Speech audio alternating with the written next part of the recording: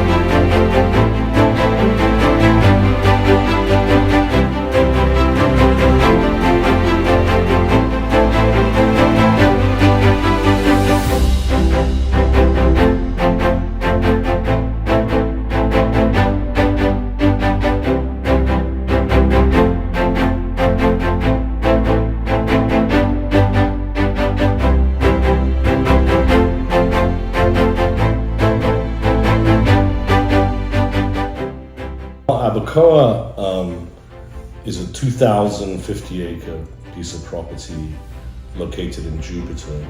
At the time, a first real mixed-use T&D project to be done in South Florida. The MacArthur Foundation and Cypress formed a joint venture, and we created Alcoa Development Company. I became president of Abacoa Development Company. I think it's been a great partnership. I think really when MacArthur thought about putting this together, we've ended up doing exactly what the goal was, to study projects such as Abacoa. And we're fortunate to have a built-out version that we can study. The goal was to test the theory. And through the various studies you've done and the ones that you're going to continue to do, you're going to continue to test it and see where we did right and where we did wrong.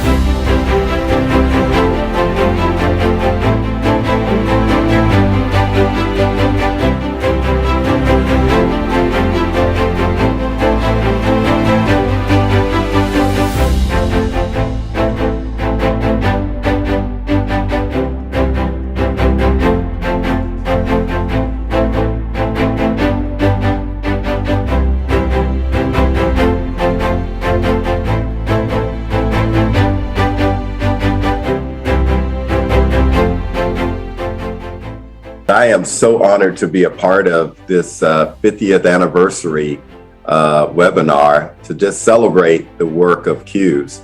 You know, as I think back on my years at FAU and my experiences there, I would not be where I am. And I don't just say that lightly. If it was not for Florida Atlantic University Joint Center programming. As we look at, you know, the 5 decades, CUES has been dedicated to helping communities, makers, folks who want to deal with issues related to urban issues, rural issues, environmental issues, and quality of life issues.